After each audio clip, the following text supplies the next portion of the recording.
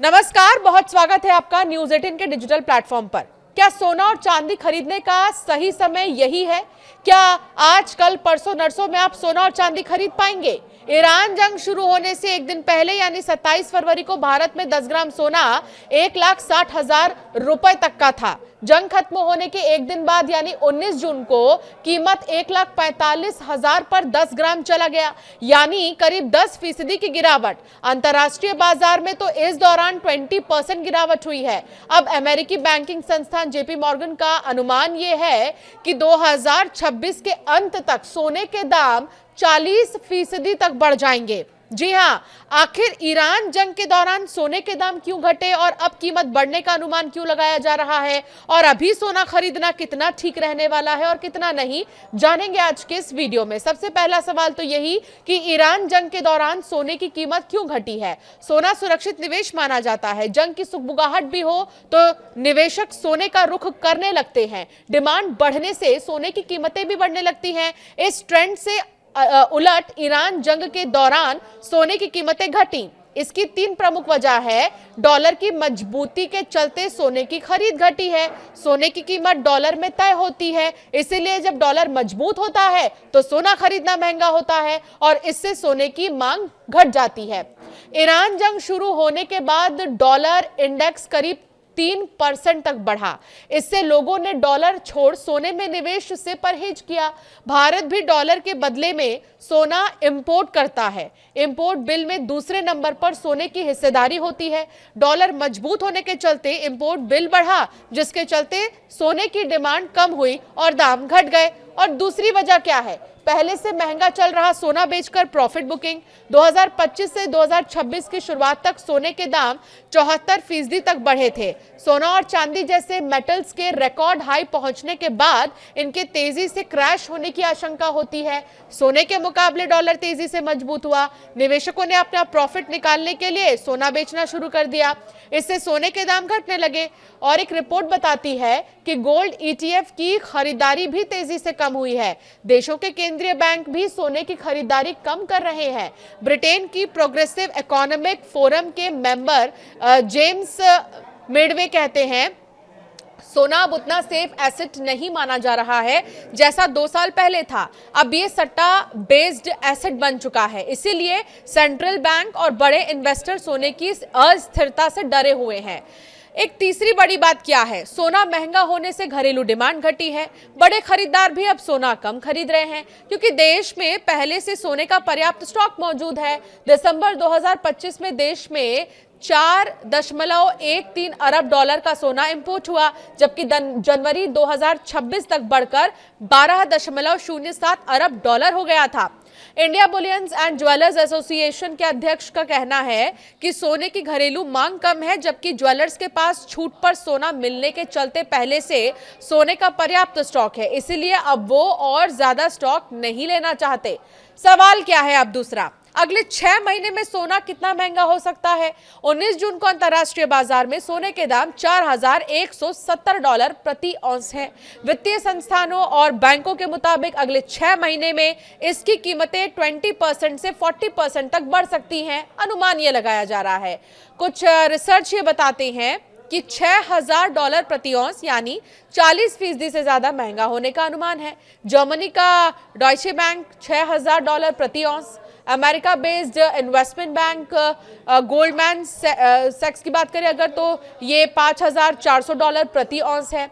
तो वहीं Swiss investment bank की बात करें UBS की तो $5,500 प्रति औंस है।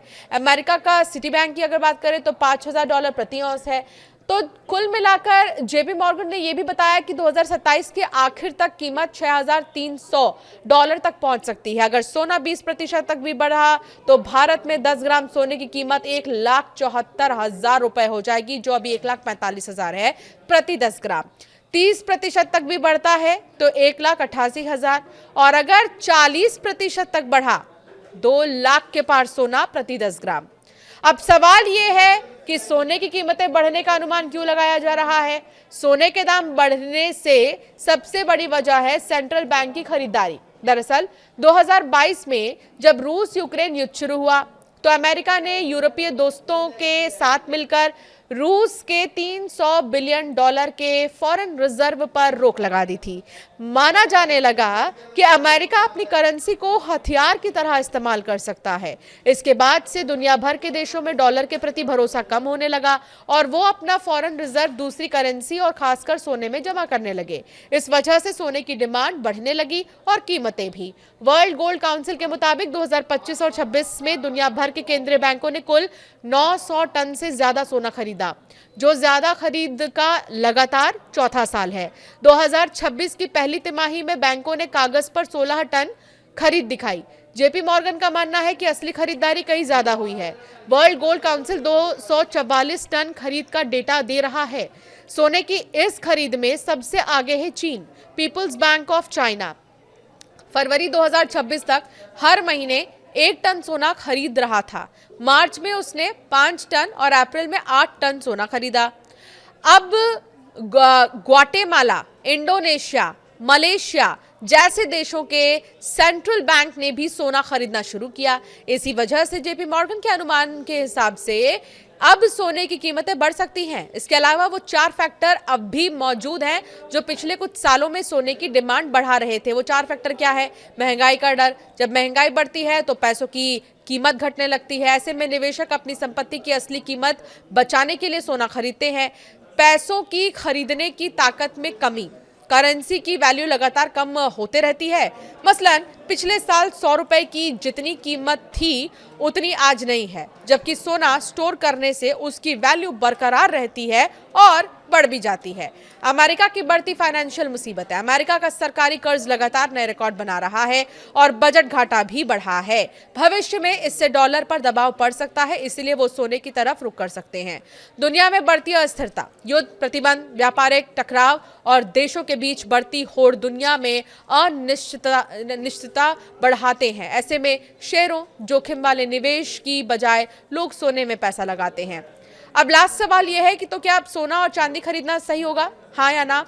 तो एक्सपर्ट्स ये मानते हैं कि अगले 1 से 3 महीने में सोना खरीदने के लिए सही समय है।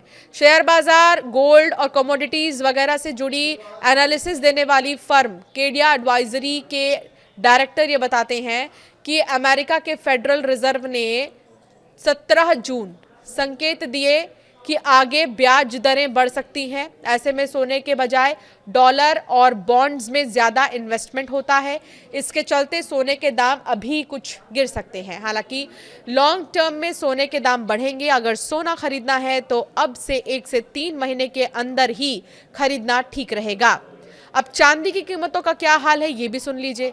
1 जनवरी 2025 को चांदी की कीमत 86,017 रुपए थी, जो भारत में तब का ऑल टाइम हाई था। 2025 में चांदी सबसे ज्यादा 170% बढ़ी और 30 जनवरी 2026 को 3.39 लाख पर बंद हुई। हालांकि ईरान जंग के दौरान दाम गिरे और 18 जून को ये 2,40,000 तक पहुंच गई। कुल मिलाकर सोना या चांदी कुछ भी हो, 1 से 3 महीने के अंदर खरीदना आपके लिए सेफ माना जा रहा है। और 1 से 3 महीने के बाद अगर सोने और चांदी की कीमतों के दाम बढ़ेंगे भी, तो सोने की अगर हम बात करें तो अगर 20% भी बढ़ता है तो जो अभी 1,45,000 है वो इससे ज़्यादा हो जाएगा। और अगर 40% तक बढ़ता है तो 2 लाख के पार हो जाएगा। तो 1 से 3 महीने के अंदर अगर आप सोना खरीदने की प्लानिंग में है तो आप बिल्कुल सही है, आप सोना खरीद सकते हैं।